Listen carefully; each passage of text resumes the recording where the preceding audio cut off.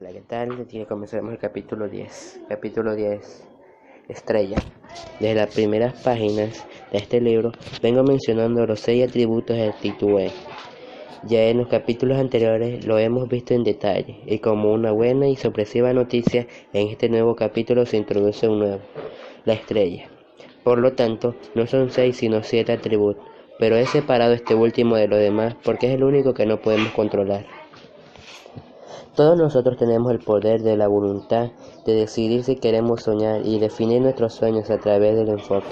Está en nuestras manos ponerle energía a esos sueños para poder volverlos realidad. Tenemos la capacidad de rendirnos o de perseverar cuando nos presentan desafíos, haciendo buen uso del empeño. Decidimos trabajar solos o rodearnos de personas que nos comprendan, para así descubrir el poder de un equipo. Podemos tener una visión cerrada del mundo o podemos abrir nuestra mente para pensar por fuera de la caja, con ingenio y creatividad, para encontrar nuestra respuesta a las preguntas de siempre a través de la electricidad mental. Y finalmente podemos lograr muchos propósitos solo pensando egoístamente en nosotros mismos, o queremos hacerlo encontrando un propósito mayor que se enfoque en servir a los demás a través de la entrega. El último factor es más impredecible y excede nuestro dominio. Lo he llamado estrella, porque me parece que representa aquellos momentos en donde nos acompaña la buena fortuna, esos regalos de la vida, los muchos consideramos bendiciones de Dios y otros denominan el factor de suerte, que si lo sabemos aprovechar puede ser determinante para nuestras vidas.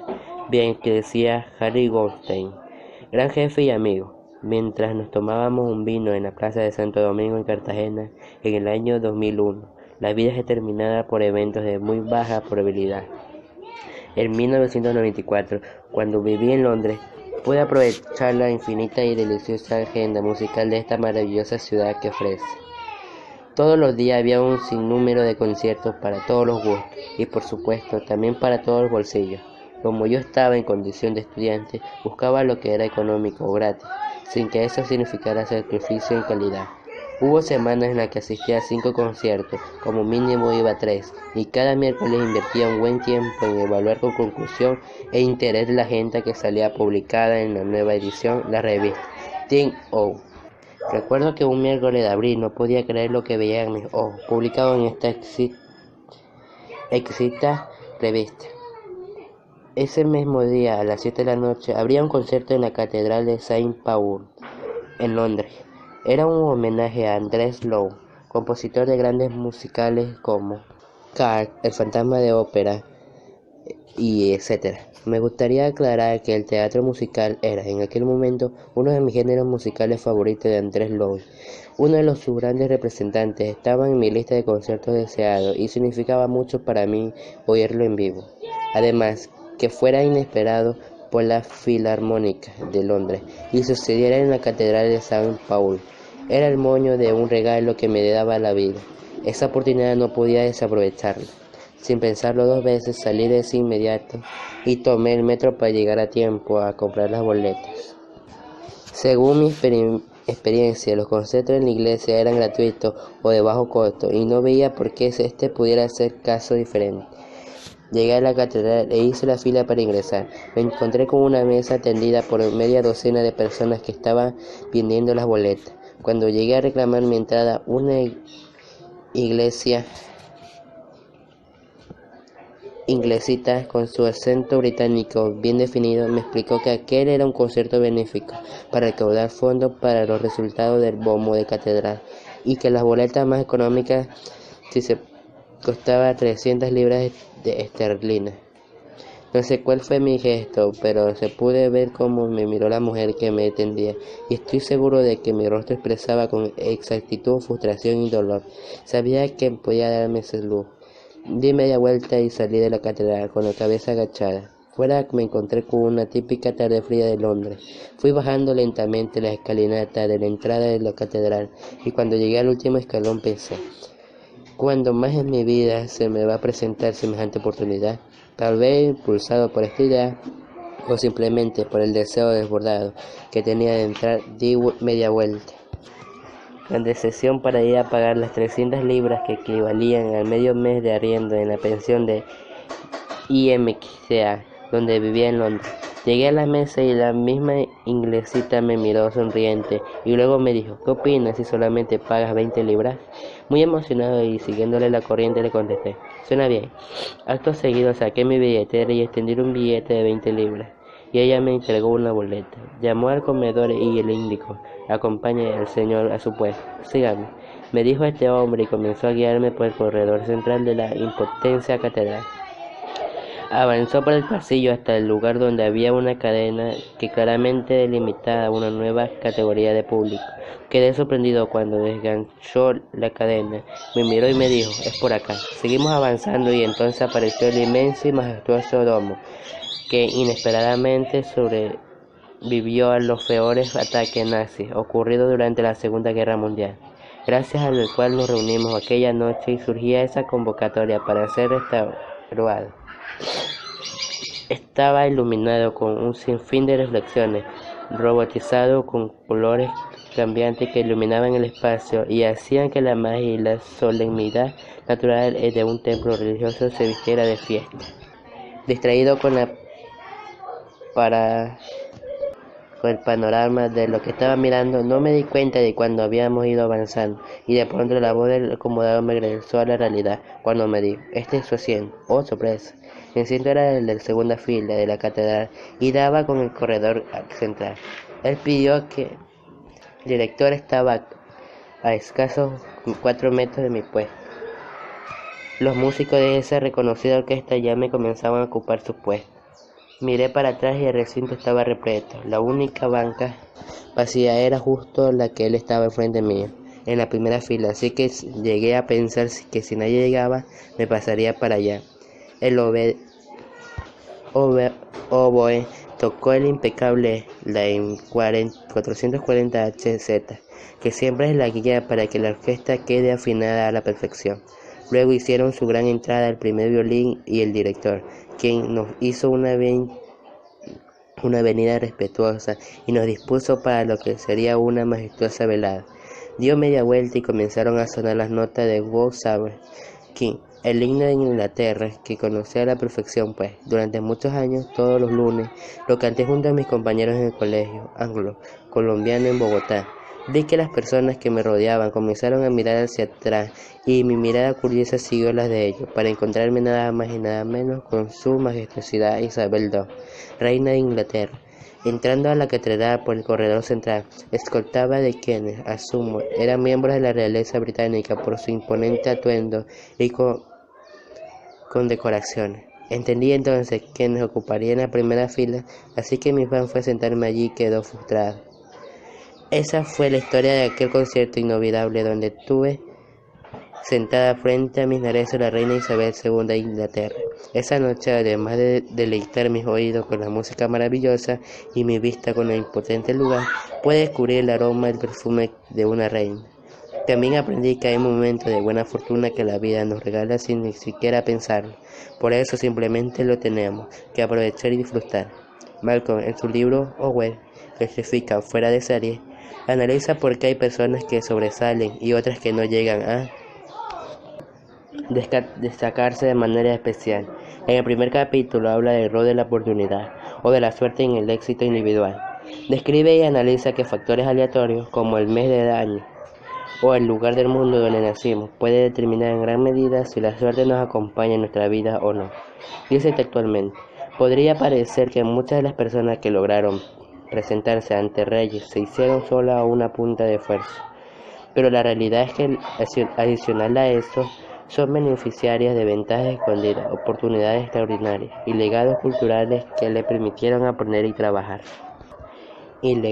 Legados culturales que le permitieron aprender y a trabajar, para así darle un sentido al mundo que otros simplemente no pueden.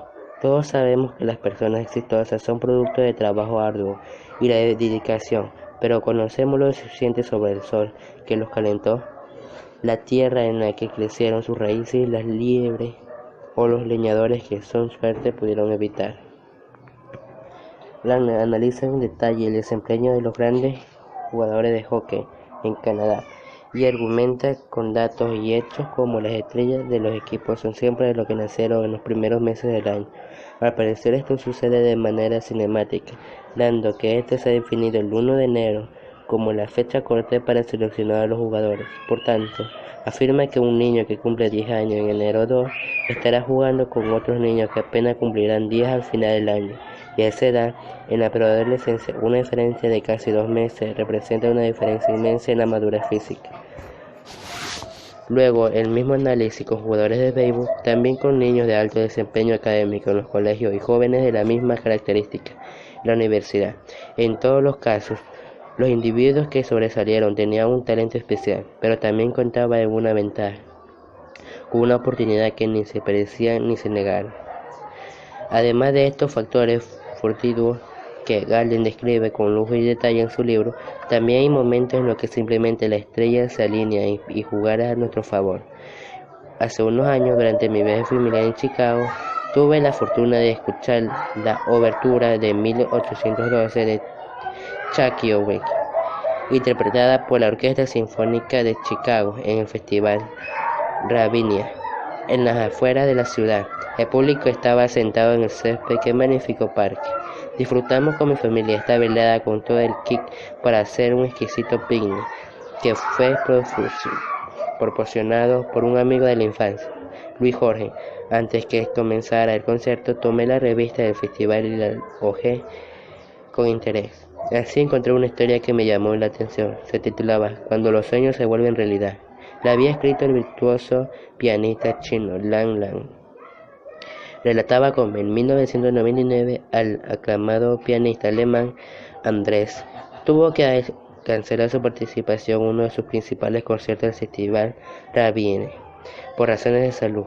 Ese mismo día, a las 8 de la mañana, Lang Lang, que estaba en un apartamento en Nueva York, recibió una llamada del Maya que, con entusiasmo, le informaba que los organizadores del festival querían que él fuera el reemplazo de Ward para tocar. Esa misma noche, el concierto número 1 era piano y orquesta de Tchaikovsky. Tienes que estar en el aeropuerto en 90 minutos, le dijo su manager. Lang Lang no sabía de su asombro y ni siquiera podía musitar una palabra. Tomó el avión, llegó a Chicago y ensayó con la orquesta, hasta pocos minutos antes del toque del tercer timbre que anuncia el inicio del concierto. Según recuerda el director, le dijo: hemos estado ensayando esto durante semanas con Andrés, pero pareciera que también lo hubiéramos hecho contigo. Y él se sentía de la misma manera. Al parecer, tenía la sensación de percibir que sus manos flotaban por el piano y de notar cómo las notas se intercalaban con la orquesta con empatía total. Según sus propias palabras, solo unos días antes estaba leyendo sobre la gala del siglo de una revista, imaginándome la emoción de poder tocar la Sinfonía de Chicago. Emoción que, según me había dicho quienes conocían el competitivo mundo de la música, se habría realidad en unos 10 años. Aquel día esa emoción era mía. Estaba en el camerino poniéndome mi atuendo de concierto y con la puerta entreabierta podía escuchar a Leon Fischer interpretando Ward. Me había llegado la hora. El público esperaba a Andrés, pero Isaac, el virtuoso violinista y anfitrión del festival, anunció que por razones de salud el pianista alemán no podía haber asistido. Habló de un joven prodigio de la China que, con tan solo 17 años, daría mucho de qué hablar. Así lo contaba Lang Lang. Cuando toqué la última nota, hubo un silencio que sirvió de puente a una explosión, una carga eléctrica. La llamó uno de los críticos que atestiguó el magno evento. Dirigí mi mirada hacia el público y vi miles de personas de pie aplaudiendo con entusiasmo. Fue el momento en mi vida en que mi corazón sentí que era el inicio de algo nuevo, de mi vida para mí.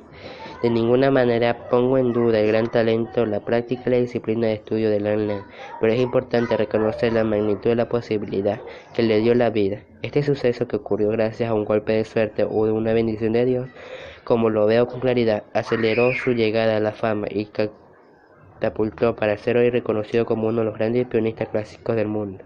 En el curso que dio Wolfgang en la ceremonia de grado de mi clase en IMB en Suiza, al cual me referí en la introducción del libro, hablo del rol de la suerte para conseguir el éxito. Vaya coincidencia, de nuevo quisiera enfatizar que este momento fortuno en mi vida fue el que definió mi futuro profesional. Dijo textualmente: la clave del éxito es estar alerta en los momentos de servir. Estoy convencido de que mucho lo que un individuo puede hacer para desarrollar su carrera, pero el éxito a veces se debe de factores accidentales. Mucho depende de estar en un momento en el lugar correcto, pero también en reconocer que está en el momento y el lugar correcto. Estamos alerta a las oportunidades y aprovechando la buena fortuna que se cruza por el camino. De los factores del éxito que se ha mencionado, la suerte es obviamente la que nos podemos controlar, pero si tenemos que hacer nuestro máximo esfuerzo para convertir esa suerte en oportunidad. Un ejemplo concreto es cuando estaba buscando trabajo después de retirarme de Panamco. Casi un año después de mi retiro, me enteré que un vacante para la dirección de operaciones de una aerolínea colombiana llamada ACE. Viajé a Medellín para una entrevista con el presidente de la empresa en horas de la mañana, y al llegar su asistente me dijo que al presidente se le había presentado una emergencia y se había visto en la penosa obligación de cancelar mi entrevista. Me fui decepcionado y con el tiempo libre que tenía aproveché para contactar a un viejo amigo que me invitó a almorzar. Nos encontramos y me preguntó: ¿por qué estás buscando trabajo? ¿Por qué no arranca algo propio? Le contesté que no me ocurría ningún negocio. Me respondió que conocía a algunas personas que querían tramitar la franquicia de McDonald's para Colombia y que estaba buscando un gerente de operaciones. Me reuní con ellos y comencé a presentarlo para negociar las condiciones de McDonald's. La situación se volvió delicada cuando McDonald's afirmó que solo trabajaría con gerentes que fueran inversionistas activos en la operación. Lo discutimos con mi socio y acordamos que yo podría negociar mis propios términos con ellos. Finalmente no pudimos entrar a Colombia debido a dificultades políticas, pero me pidieron que hiciera los planes de casos para entrar al mercado argentino. 16 años después, soy de McDonald's Argentina y su cabeza operacional en Argentina, Chile, Uruguay y Paraguay. Tenemos más de 300 restaurantes de venta de $400 millones. Sobre decirlo, pero nunca más pensé que el negocio de las aerolíneas, más allá de ser un viajero frecuente, es posible que mi carrera y mi vida se haya desarrollado de una manera muy diferente. Si mi reunión con el presidente de ACE en 1982 no hubiera sido cancelada, mi carrera se había forjado a una serie de pequeños accidentes, y por mi habilidad de convertir oportunidades no esperaba en esa nueva productividad avenida. Hoy, 13 años después de haber pronunciado este discurso, Weston ha adquirido la franquicia maestra de McDonald's para toda América Latina. Tiene más de 3.000 restaurantes, emplea cerca de 10.000 personas y ha ingresado a la lista de billonarios de Forbes. Lo conozco bien y doy fe de su impresionante habilidad gerencial, de su aguda visión para los negocios y su capacidad para liderar. Estoy convencido de que el 90% de su éxito se debe a los tributos. Sin embargo, valdría la pena preguntarnos qué tanto peso tuvo ese evento fortuito en Medellín en 1982. Quizás influyó 1 por 1, pero fue determinante para su éxito. La buena fortuna no solo implica a los individuos, también el mundo empresarial. Está lleno de ejemplos que demuestran cómo la suerte llevó a muchas empresas que salieran al mercado con productos que no tenían planeado, y luego estas se convirtieron en pilares de su éxito. Algunos ejemplos genéricos son el horno microondas, los fuegos artificiales y la plastilina, que fueron descubiertos casi por azar, porque en realidad se estaba buscando una nueva tecnología para radar, una técnica de cocina y un limpiador para paredes respectivamente.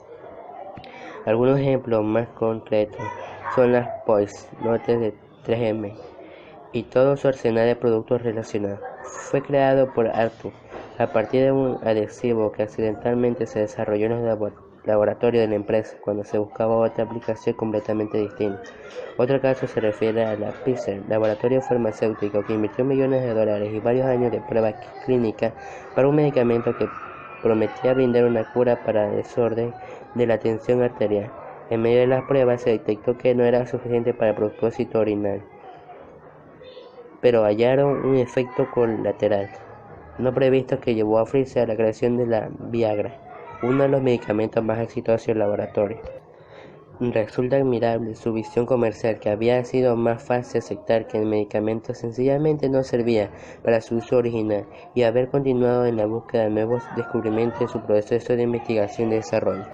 Para concluir, me parece importante aclarar que esto es mi intención. Afirma que quienes asumen una actitud emprendedora tienen más suerte que los demás.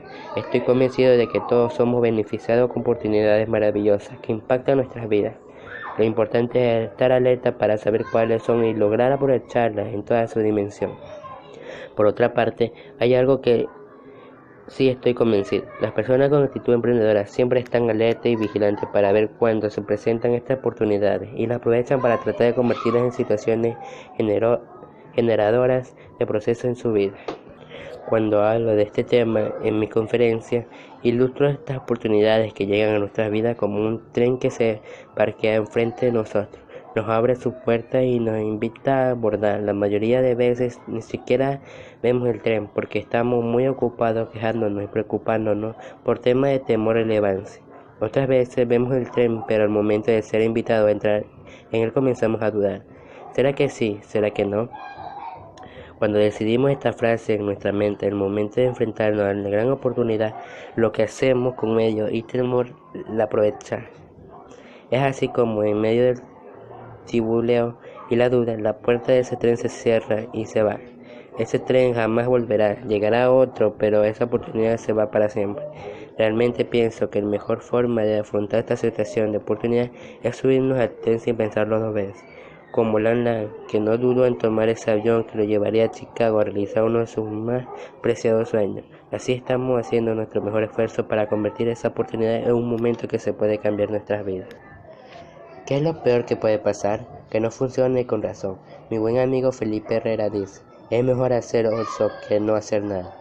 Si no funciona, será una experiencia que más adelante nos va a dejar aprendizaje para luego capacitarnos en nuestras vidas. Los invito a esforzarlos cada vez más para encontrar ese momento de serenidad y poner toda nuestra actitud para que jueguen a nuestro favor. Bueno, aquí se acaba el capítulo 10. Hasta la próxima.